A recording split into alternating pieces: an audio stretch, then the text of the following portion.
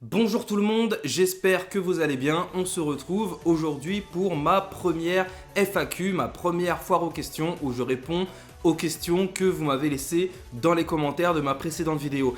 Alors, vous n'avez pas été très nombreux à me poser des questions, mais ce qui est marrant, c'est que pour la plupart, vous m'avez posé beaucoup de questions, donc voilà, on va prendre le temps d'y répondre tous ensemble.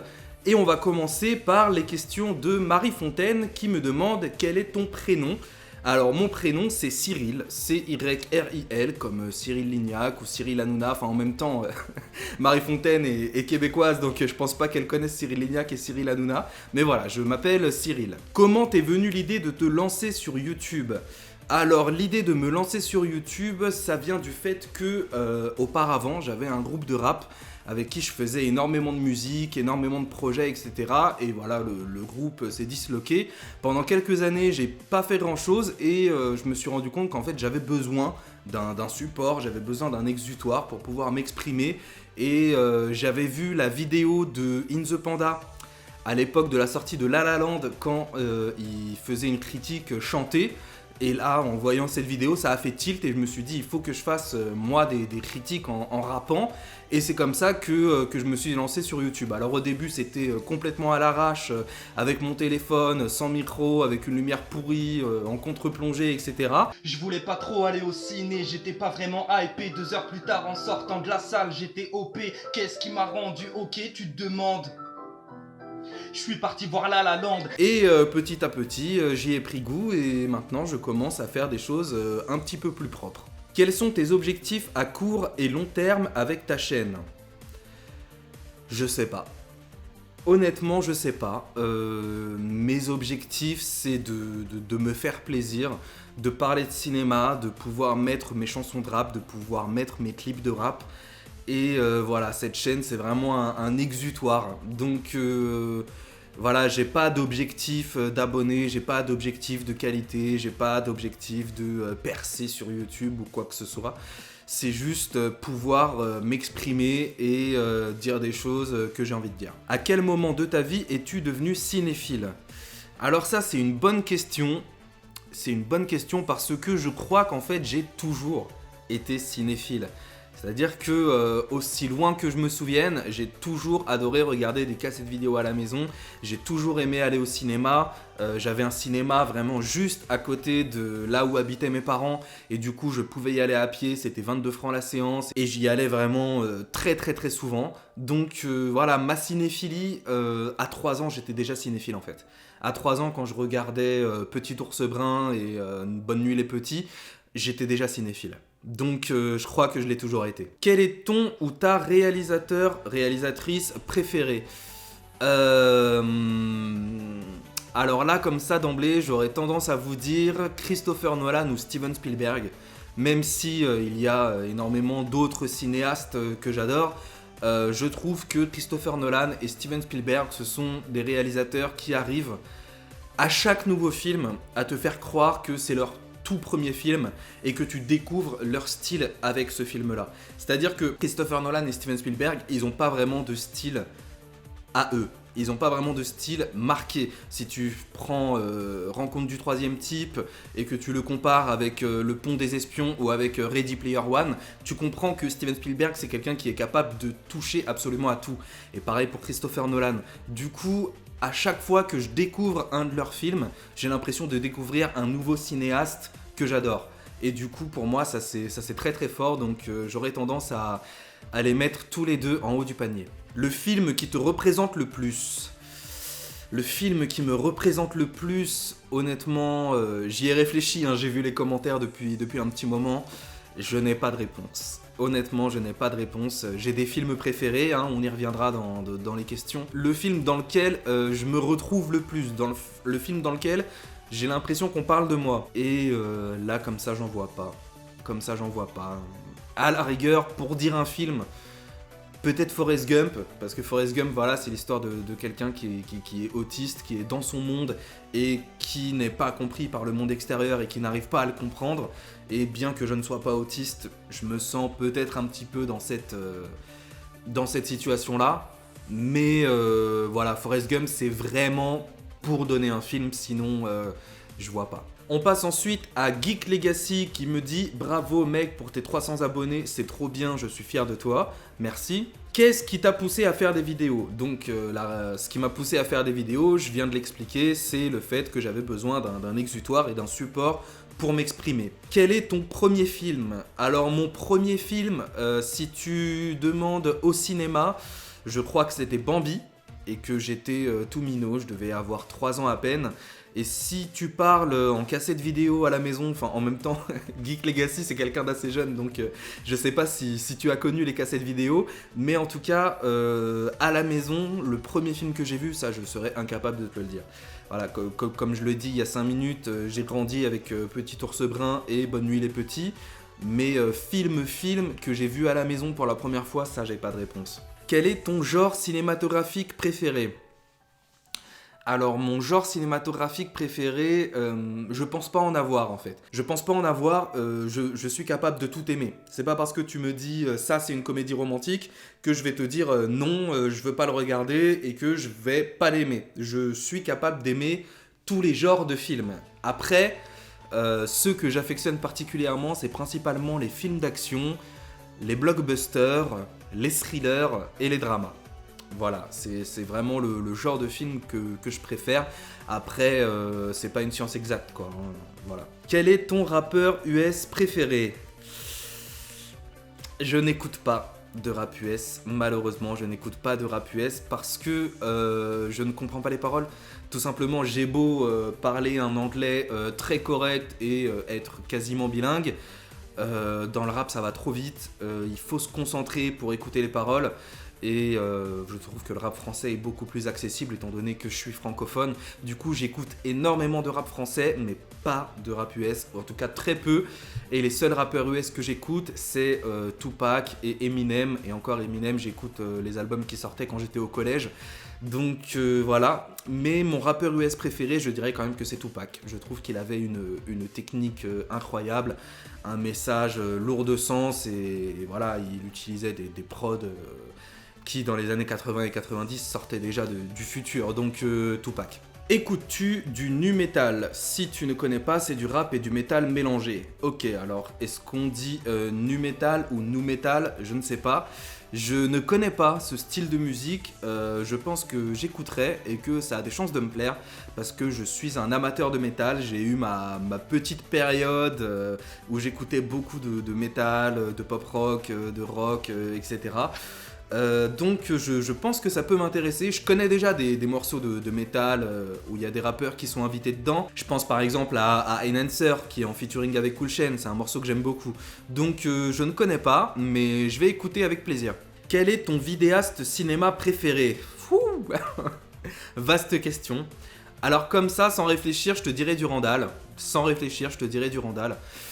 Mais en y réfléchissant un petit peu, je me rends compte quand même que je préfère largement le travail d'un Michael J ou d'un Mister Mea pour parler cinéma parce que je trouve que Durandal a beau faire un sacré bon travail, il sort des vidéos en voix off travaillées où il va analyser des films trop rarement pour que je puisse le qualifier de mon vidéaste préféré. Voilà, il sort énormément de vlogs en face cam, mais moi les vlogs en face cam c'est pas vraiment ce que je préfère. Moi je préfère les créations à la Michael J ou à la Mister Mea où on va discuter d'un film en profondeur avec des images d'archives, avec les images du film, avec une belle voix off, avec beaucoup d'anecdotes, avec de l'analyse. Et du coup, étant donné que c'est le genre de vidéo que je préfère et que Durandal en fait, mais en fait peu, je dirais plutôt Mister Mea. Mister Mea parce que lui il a un humour, il a une personnalité incroyable. Il est très drôle et j'ai beau ne pas le connaître, j'ai l'impression d'être son pote. Quand je l'entends parler, quand j'entends sa bonne humeur, quand j'entends son ton posé, etc., j'ai vraiment l'impression que c'est quelqu'un que je connais et avec qui je m'entends déjà, alors que je l'ai jamais rencontré de ma vie. Tout ça pour dire que le blockbuster, c'est comme la pâtisserie du cinéma. Le film popcorn, hein, comme on dit. Un machin que tu mates pour te divertir, en dessert, mais avec tout autant de travail dessus que sur le reste du repas. Le film d'auteur, c'est le risotto, le blockbuster, ta part de gâteau. Et il est plus facile d'être tenté par la part de gâteau que par un risotto. De fait, si on prend l'exemple de Jurassic Park de Steven Spielberg, énorme blockbuster, d'où ma comparaison, c'est comme une forêt noire, t'as un aspect soyeux facile à bouffer et plein de couches que t'avales sans même y penser, avec les dinosaures en cerise sur le gâteau. Et enfin, pour le futur, voudrais-tu faire un feat avec moi sur une vidéo ? Bah écoute, c'est quand tu veux mec, c'est quand tu veux, y a pas de souci. Après, tu m'as l'air d'être mineur, donc il va falloir quand même qu'on en parle un petit peu à tes parents, qui regardent quelques vidéos de moi, qui me connaissent un petit peu, mais écoute, pourquoi pas, avec grand plaisir, quand tu veux. Nous avons Noussar Nini, big up, qui me dit « Mashallah pour les abonnés, merci beaucoup ». Alors, on rentre dans le jeu. Quels sont tes critères pour critiquer un bon film ? À vrai dire, j'ai pas beaucoup de critères pour critiquer un film. Je fais beaucoup avec mon ressenti et je fais avec ce que j'ai trouvé bon, ce que j'ai trouvé mauvais. Alors voilà, souvent les critères qui pour moi sont un peu plus importants, c'est l'écriture, la réalisation, le jeu des acteurs et les enjeux de l'histoire qu'on nous propose. Ensuite, voilà, j'ai pas énormément de critères, c'est pas parce que le réalisateur va utiliser à un moment une demi-bonnette que je vais me dire putain c'est un film de merde. Donc voilà, j'ai pas énormément de critères, mais c'est vrai que si l'écriture est bonne, la réalisation est bonne, le jeu des acteurs, les enjeux, il y a de grandes chances que je rentre dedans. As-tu fait de belles découvertes de films depuis le début de cette aventure ? Inattendus, réalisateur ou réalisatrice, films pas ou peu connus, étrangers ou anciens, lesquels ? Je ne crois pas, je ne crois pas avoir découvert des réalisateurs ou des réalisatrices grâce à cette chaîne. Malheureusement, parce que je serais vraiment pas contre sur le principe, mais l'occasion ne s'est pas encore présentée. Je discute avec pas mal de vidéastes YouTube, mais le truc c'est qu'on parle principalement d'actu. On parle des films qui sont en train de sortir en ce moment, donc voilà, en ce moment on est en février, il y a Birds of Prey, il y a Sonic, donc on va se concentrer là-dessus. Et c'est très rare en fait que les vidéastes YouTube ou les gens dans les commentaires me conseillent des films que je ne connais pas ou des réalisateurs que je ne connais pas. La plupart du temps, quand je découvre des films sur lesquels je ne me serais pas penché de base ou des réalisateurs sur lesquels je ne me serais pas penché de base, c'est par curiosité personnelle en fait. Donc voilà. Mais je ne serais pas contre. Pas du tout même. Dans quel format vidéo t'épanouis-tu le plus, vu que tu fais différentes vidéos sur ta chaîne? Lequel te demande le plus de taf? Lequel est le plus suivi, commenté, liké? Alors cette question, c'est une très bonne question parce que le format que je préfère sur cette chaîne YouTube, c'est le format qui marche le moins. C'est-à-dire les vidéos en voix off, travaillées avec des images du film, comme ma rétrospective sur le DC Extended Universe, comme ma rétrospective John Wick, comme ma récente vidéo sur le Joker. Ce sont des vidéos qui font beaucoup moins de vues que les critiques à chaud. Alors que c'est le format que je préfère. Donc voilà, ce petit paradoxe, si on peut l'appeler un paradoxe, me dérangeait pendant pas mal de temps, ce qui fait que j'ai voulu arrêter un petit peu les critiques à chaud parce que ça ne me plaisait plus trop, c'est pas vraiment ce que je préfère faire, donner mon avis à chaud sur un film en sortant de la salle. Moi je préfère donner mon avis sur un film avec du recul, avec un point de vue un peu réfléchi. Donc voilà, par exemple ma vidéo sur Joker, je pense que j'aurais été incapable d'avoir tous ces arguments si j'avais fait une critique à chaud en sortant de la salle. Alors que le film, je ne l'ai pas aimé et j'explique pourquoi, c'est le but de cette vidéo. Le format qui me demande le plus de travail, c'est le format que je préfère, c'est les formats voix off. Parce que c'est très long à faire, il faut enregistrer la voix off, il faut enregistrer les face cam. Ensuite, il faut caler des extraits de films ou des images de personnalités ou de tournage, etc. sur la voix off. Et il faut savoir que environ pour 1 minute de vidéo, ça me demande 40-45 minutes de travail. Auparavant, ça me demandait 1 heure de travail pour 1 minute. Maintenant, j'ai changé ma méthode de montage. Du coup, ça me demande que 40 ou 45 minutes pour 1 minute de vidéo. Mais ça reste quand même plutôt long. Est-ce que la réponse de cette précédente question influence ton choix dans la suite de tes contenus? Eh bien oui, du coup, ça l'a influencé au mois d'août, je crois, quand j'avais décidé de ne plus faire de critiques à chaud et que ma vidéo sur la rétrospective John Wick a complètement bidé. Du coup, là, je me suis un petit peu remis en question. J'en ai parlé avec un vidéaste YouTube, Captain Critique, qui au téléphone a réussi un petit peu à me convaincre de reprendre ce genre de format et me dire écoute, fais des vidéos et regarde si tu es vraiment allergique aux critiques à chaud ou non. Il m'a dit voilà, fais-en 2 ou 3 et à la fin de ces 2 ou 3 vidéos, tu verras si tu es vraiment allergique aux critiques à chaud. Bah non, j'y suis pas si allergique que ça, même si c'est le format que j'aime le moins de cette chaîne YouTube. C'est le format qui fonctionne le plus et c'est pas non plus un format dans lequel je trahis mes valeurs, mes principes ou ce que je suis. Donc voilà, ça a influencé quand même la ligne éditoriale de la chaîne. Aujourd'hui, j'ai repris quand même les critiques parce que j'ai envie d'alimenter la chaîne et j'ai envie qu'elle évolue. Mais ce n'est vraiment pas le format dans lequel je me sens le plus à l'aise. Serais-tu intéressé par une intro de tes vidéos critiques films, par des brèves interviews micro-trottoirs en flash, des gens qui sortent du cinéma, avis public, avant d'amener sur l'approfondissement par ta critique, voire même de comparer avec les critiques écrites sur les affiches ou d'autres modèles d'accroche auxquels tu réfléchis. Alors il faut savoir que pour moi, ça va être très très compliqué d'aller vers des inconnus avec mon téléphone portable pour leur demander ce qu'ils ont pensé du film. Je pense déjà que la plupart des gens que je vais croiser risquent de refuser, parce que ça, dans le cadre de mon travail, ça m'est déjà arrivé de faire des micro-trottoirs et on se retrouve avec beaucoup plus de refus que d'acceptation.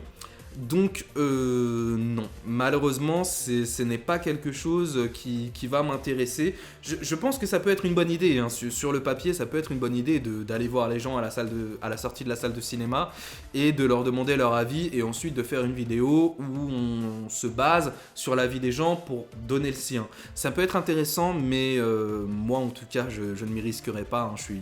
Je suis assez timide, pas très très sociable et voilà, je risque de me manger plus de refus qu'autre chose, donc non. As-tu déjà quantifié le nombre de temps passé au total par semaine pour visionner, rédiger un scénar, option, filmer, monter, uploader et donc réaliser tes vidéos? Ça dépend du format, Si on parle d'un clip, un clip c'est plutôt rapide à faire, en vrai il suffit de quelques heures de tournage, quelques heures de montage et c'est réglé.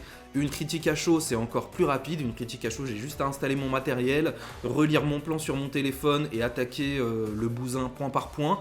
Donc une critique à chaud en tout, du tournage à l'upload, ça peut me prendre 2h30. Si je m'y prends bien, voilà par exemple la critique de Sonic, j'ai tout fait en 2h30, 3h, donc c'était plutôt rapide.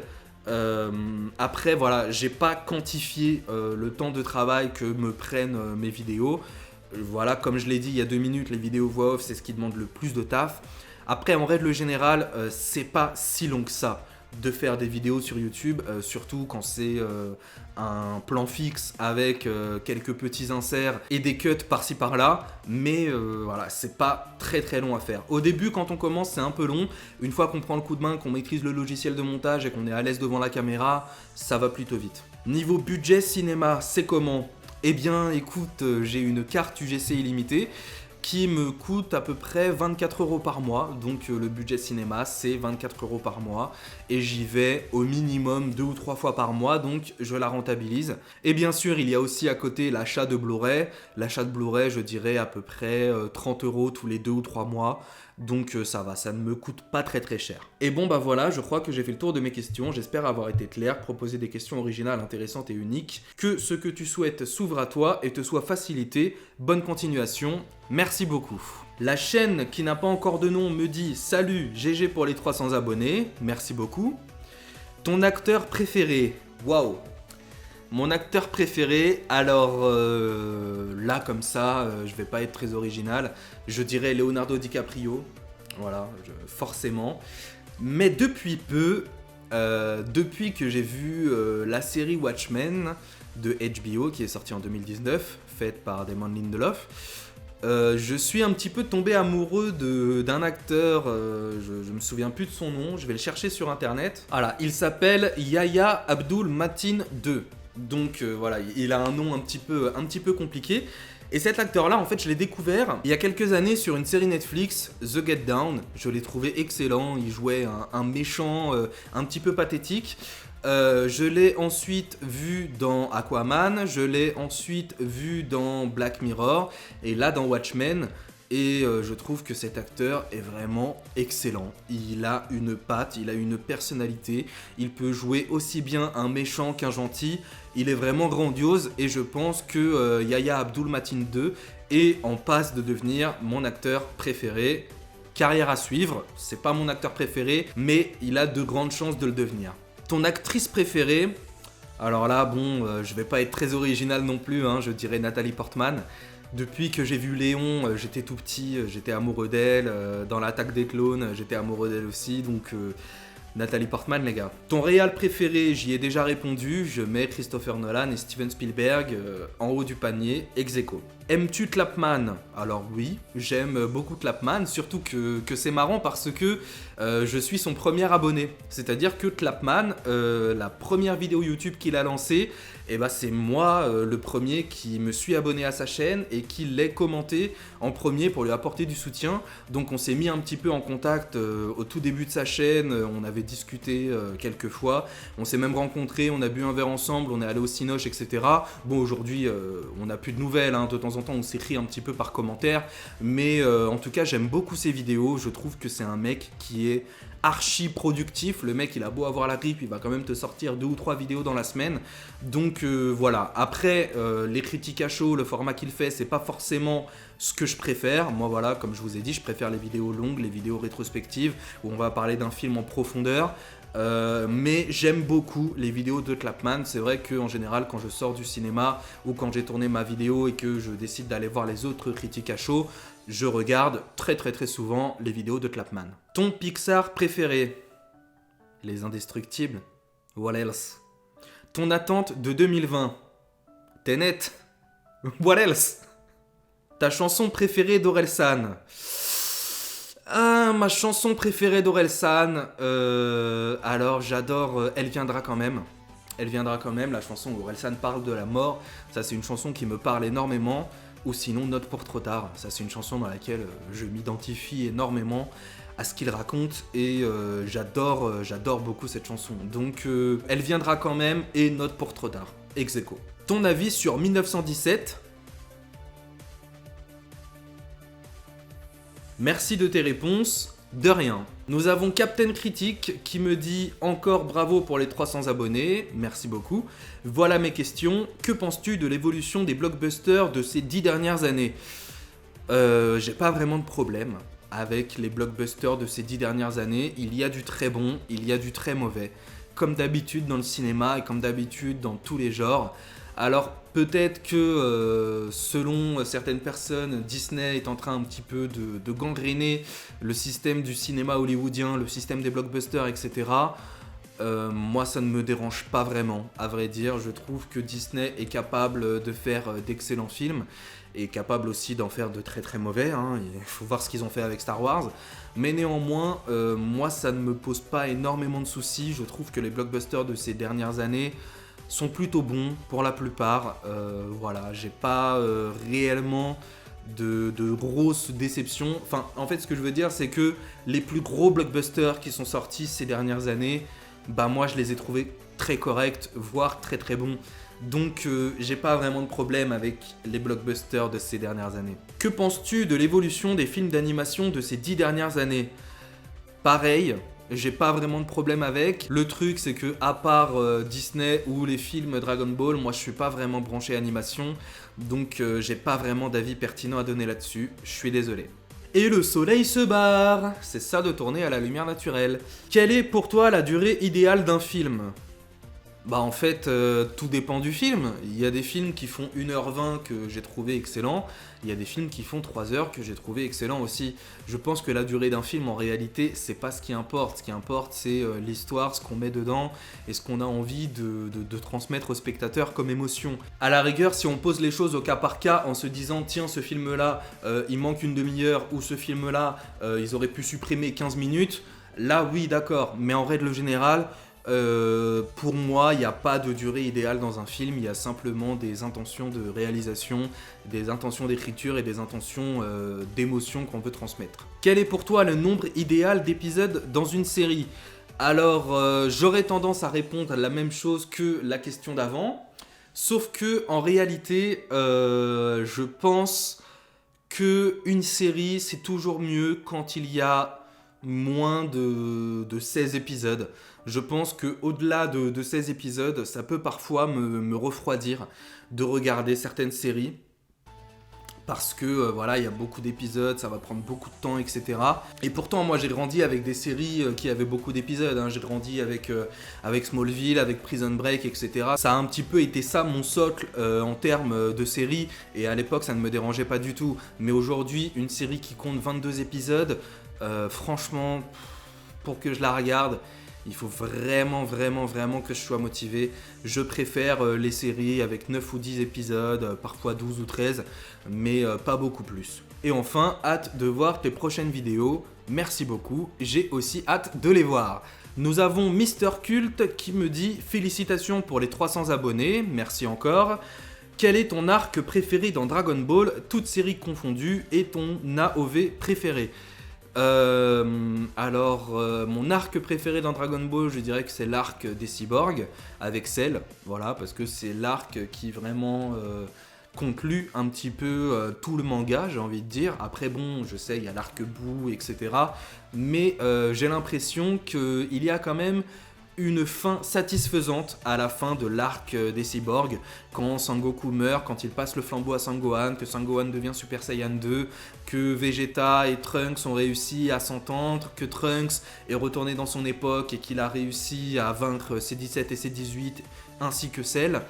Enfin voilà, je trouve que cet arc est vraiment une conclusion sublime à beaucoup de choses dans Dragon Ball.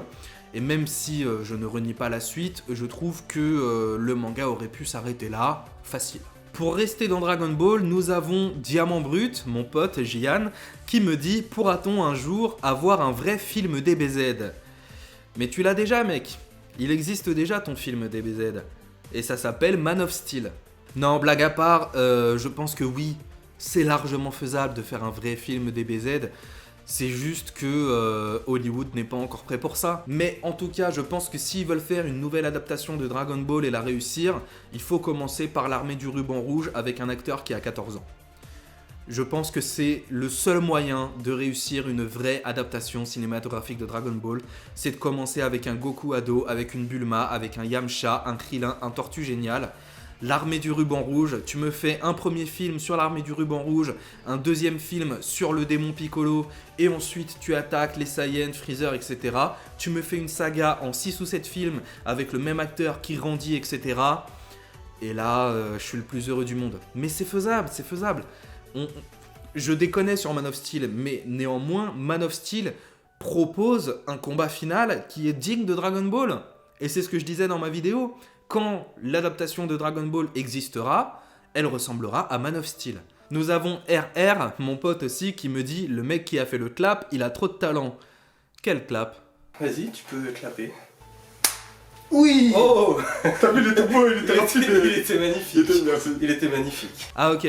Bonjour, salam, shalom, et tu fais tout ça pourquoi en fait? Bah je l'ai un petit peu expliqué au début de la vidéo, moi je fais tout ça parce que j'ai besoin d'un exutoire, j'ai besoin de pouvoir faire des créations et d'avoir un endroit où les mettre. Donc voilà, c'est un petit peu pour ça que je fais cette chaîne YouTube, que je fais mes chansons, que je fais mes critiques, que je fais mes analyses de films. C'est parce que j'ai besoin d'en parler, j'ai besoin d'avoir une tribune et j'ai pas forcément besoin que cette tribune fasse des centaines de milliers d'abonnés. Pour moi, 300 abonnés, c'est déjà très génial. Et c'est quand le retour des critiques ciné-rap? Et oui, effectivement, les critiques ciné-rap, c'est le format avec lequel j'ai commencé cette chaîne YouTube. J'ai arrêté entre-temps, j'en avais refait quand même une pour la sortie de Avengers Endgame. Mais les critiques ciné-rap, pour le coup, c'est vraiment des formats qui ne m'intéressent plus vraiment. Ça demande trop de travail, c'est-à-dire sortir du cinéma, écrire un texte de rap qui contient une critique, donc dans lequel je vais donner mon avis sur le film, etc. Donc c'est un texte de rap qui est quand même assez long à écrire. Ensuite, il faut l'apprendre par cœur, mais vraiment par cœur, histoire de pouvoir le tourner en plan séquence, devant la caméra, sans se louper, sans faire d'erreur, en articulant correctement, etc. Pour moi, c'est beaucoup trop contraignant, surtout que pour l'apprendre par cœur, il faut l'apprendre par cœur rapidement, étant donné que les critiques à chaud, ça peut pas sortir 2 semaines après la sortie du film. Donc voilà, c'est un format beaucoup trop contraignant pour moi, qui me fatigue plus qu'il ne me fait plaisir. Donc il y a très peu de chances d'en revoir sur la chaîne, mais par contre si un jour tu fais une chaîne YouTube, je t'invite à le faire, je suis sûr que tu serais très bon. Et dernière question de RR qui me dit « Bonsoir, ouais, bonsoir, vous pensez qu'un jour vous pourriez faire des lives et que pensez-vous des tongs et des chapeaux de paille ?» Alors les lives... pas vraiment, ça ne m'intéresse pas. Après, je ferme pas la porte, hein, peut-être que je le ferai un jour, mais pour l'instant, ça m'intéresse pas beaucoup. Et que pensez-vous des tongs et des chapeaux de paille? Eh bien, je ne sais pas, j'ai jamais vu Naruto. Nous avons Tommy Finet qui me dit quels sont tes mangas préférés ou dessins animés préférés. Alors, comme je l'ai dit plus tôt, attends, je vais peut-être déplacer la lumière là parce que c'est un peu dégueulasse. Hop. Voilà, lumière déplacée. Alors du coup, Tommy Finet qui me dit quels sont tes mangas préférés ou dessins animés préférés. Donc moi je suis pas vraiment branché dessin animé et manga, mais au niveau de ce que je préfère, je vais pas être très original, hein. Ça va être Dragon Ball, ça va être Death Note et ça va être l'Attaque des Titans, hein, Shingeki no Kyojin, avec sa saison 3 qui m'a vraiment mis une tarte monumentale, qui est la meilleure série que j'ai vue en 2019. Et au niveau dessin animé préféré, je ne sais absolument pas. Comme ça, là, sans réfléchir, j'aurais envie de te dire Kingslave Final Fantasy XV ou Zootopie, qui sont des films que j'adore. Mais là, c'est vraiment comme ça, sans réfléchir. Nous avons Franck Léduc qui me dit « Que fais-tu dans la vie et que penses-tu de Monsieur Durandal ?» Alors Franck, je sais pas si c'est un hasard que ton nom soit Léduc ou le Duc, mais en tout cas, je suis éducateur, donc c'est pour ça que ça me fait rire. Je suis éducateur spécialisé, je travaille avec des adolescents en ce moment dans une maison des ados, ça s'appelle comme ça. Donc c'est un espèce de lieu où les adolescents qui ont des problèmes quelconques peuvent venir en parler avec des éducateurs et des psychologues. Donc voilà, c'est mon boulot. Les jeunes peuvent venir, que ce soit pour des problèmes de harcèlement à l'école, problèmes de comportement, problèmes avec la famille, des choses beaucoup plus graves, beaucoup plus trash, beaucoup plus dégueu aussi. J'en ai. Donc voilà, c'est mon travail. Je suis éducateur depuis 2016. J'ai eu mon diplôme en 2016 et ça me plaît bien, donc j'aime ce métier. Nous avons ensuite Desco 3P qui me dit « Aimerais-tu avoir une carrière dans le rap ?» Alors j'aurais aimé, à une certaine époque j'y pensais, mais le truc c'est que je me suis jamais donné les moyens de percer. Donc je sais pas si j'aurais pu percer ou pas, j'ai jamais osé essayer de percer. Parce que voilà, comme le dit Section d'Assaut, hein, on ne perce pas inconsciemment. Si tu perces, c'est que tu le veux. C'est pas les gens qui vont te faire percer alors que toi, t'es en train de rapper dans ta chambre devant tes potes ou devant tes 300 abonnés YouTube. Si tu perces, c'est que tu l'as voulu. Et moi, j'ai jamais osé passer le pas. Donc, j'aurais aimé à une époque, hein, quand j'étais adolescent ou jeune adulte. Mais aujourd'hui... je me complais très bien dans mon métier d'éducateur, ça me convient, donc voilà. Aujourd'hui, la carrière dans le rap, je pense qu'elle sera sur ma chaîne YouTube et c'est très bien. Pourquoi as-tu décidé de te raser la tête? Vaste question. Alors en fait, ce qu'il faut savoir, c'est que j'avais décidé de me raser la tête bien avant d'avoir l'idée de faire ce clip. Je savais que j'allais me raser la tête, ça fait à peu près 6 mois, parce que j'ai une belle calvitie là, naissante. Et le problème de la calvitie naissante avec les cheveux longs, c'est que tu ne peux plus les attacher sans avoir des petits cheveux qui vont rebiquer de partout là, par devant. Du coup, j'ai arrêté de les attacher et mon front quand même, je voyais qu'il était un petit peu dégarni. J'avais utilisé une fois une petite application où on se prend en selfie et qui nous vieillit. Et moi, il m'avait fait une calvitie de porc. Du coup, à ce moment-là, je me suis dit, putain, je crois que les cheveux longs, là, c'est la fin. Et je me suis dit, quitte à se raser la tête, autant essayer de le faire de manière artistique. Et c'est là que l'idée du clip m'est venue. Donc voilà, j'ai pas décidé de me raser la tête pour le clip, c'est plutôt le clip qui est venu après que j'ai décidé de me raser la tête. Et enfin, dernière question de cette vidéo qui est quand même assez longue, hein, mine de rien. En tout, tu as regardé combien de films? Aucune idée. Aucune idée. Je pense qu'on approche du millier quand même. Hein. Je pense qu'on est dans les 1000. On est entre 1000 et 2000. Après, je ne saurais pas dire exactement combien, mais ouais, peut-être que j'ai vu environ 1000 films dans ma vie. Après, je sais pas, hein, je te dis ça, c'est à la louche. Mais ouais, 1000. un truc comme ça. Je vérifie s'il n'y a pas de questions à côté desquelles on serait passé, mais je pense pas. Tac, tac... Bah non, j'ai répondu à toutes les questions, donc merci beaucoup d'avoir regardé cette vidéo, merci beaucoup à tous ceux qui ont posé des questions, d'avoir joué le jeu, et je trouve que toutes vos questions étaient vraiment pertinentes, il n'y en a pas une seule que j'ai laissée de côté, il n'y en a pas une seule où je me suis dit mais c'est complètement débile, donc je vous remercie pour ça, et puis bah je vous dis au revoir, merci encore, à très bientôt, prenez soin de vous, salut!